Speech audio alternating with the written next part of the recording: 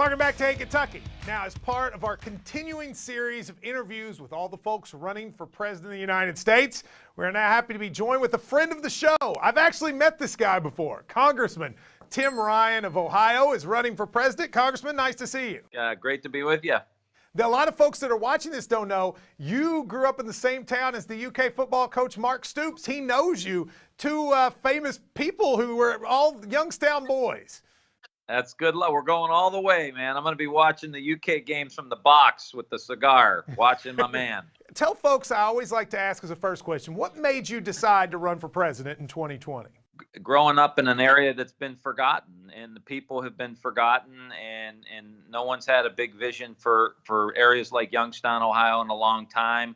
We're struggling to come back, and there's a lot of communities, more communities in America like that than not. And so I'm getting in this race for all those people and communities that have been forgotten, and we're going to turn this country around for the working class.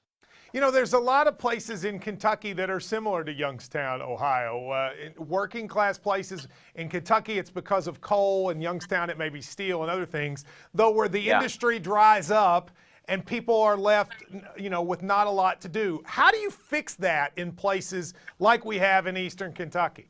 Well, you start by not having a system that caters to the elites, to the top 1%. They've been doing well, and they've had a very good 30 or 40 year run. I mean, you take 30 years ago or more, the average CEO in America was making 30 times as much as the worker on the factory floor or in the coal mine. Today, it's 300 times as much as the worker. So they basically destroyed the collective organizing power of the working class, and now the top 1% own about 90% of the wealth. So we've got to break up that monopoly of sorts, and it's a monopoly in agriculture, it's a monopoly in global business. You know, if you got a lot of stock in a company, you do really well. And if you're on the factory floor, you don't get a raise. Well, the area where you're from, the district you represent, is interesting because it was a Democratic district for a long time, voted for Bill Clinton, Obama. And then it's an area where Donald Trump has picked up a lot of steam in the last few years, and Republicans have. Why do you think that is? And how do you get those folks kind of back to voting for the policies you're talking about? Well, they felt forgotten by both political parties, and Trump was running not as a Republican, but really as an independent. That's how he was seen. He was critical of NAFTA, critical of these trade deals that have decimated these communities. And Hillary Clinton was tiptoeing around TPP. She was, Bill Clinton passed NAFTA. So that line of attack, where we had a General Motors factory that went from 16,000 people, now workers, now it's empty. And Trump went in and he made that argument to the forgotten person. Now, he hasn't done anything to fix it. In many ways, he's made matters worse. But the reality of it is that's how he won. And that's why, and those are the issues that I talk about, which is why I get 60-some% of the vote in those districts. And Trump won 3 of the 5 counties that I represent.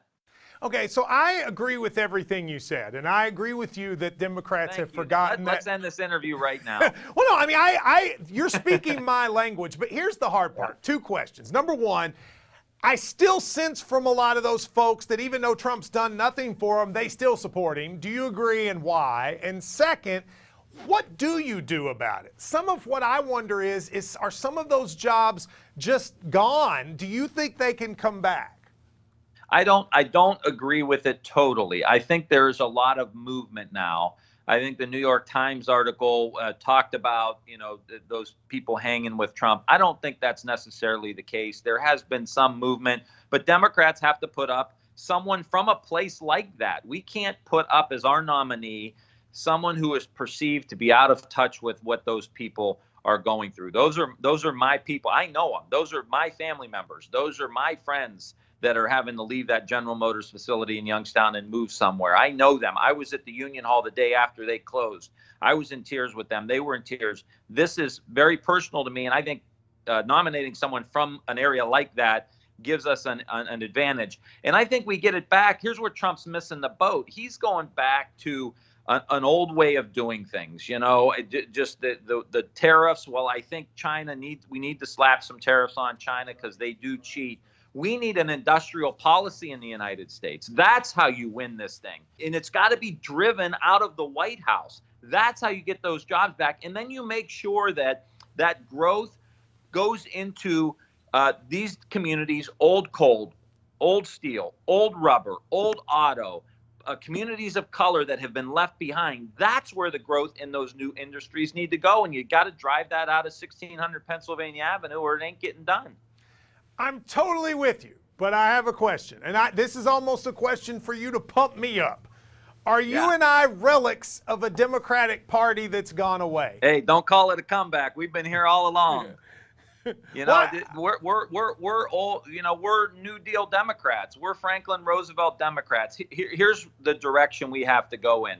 The government has been under assault for 40 years, and it's been a strategy by those wealthy people who used to make 30 times the person on the factory floor now makes 300 times the worker on the factory floor. They completely disintegrated the role of government. Look, you and I can't achieve this on our own, so we come together through collective action, like Franklin Delano Roosevelt did, like we did through the New Deal, where average people came together and we said, this sucks. We're getting killed. The top 1% is making all the money, and we can barely make ends meet. It was farmers, it was immigrants, it was white working class, it was African Americans, all coming together saying, we're all getting screwed here. Tim Ryan, you got me motivated. I'm ready to go up and start a movement. Thank you very much. For people who want to learn more about your campaign, how can they find out?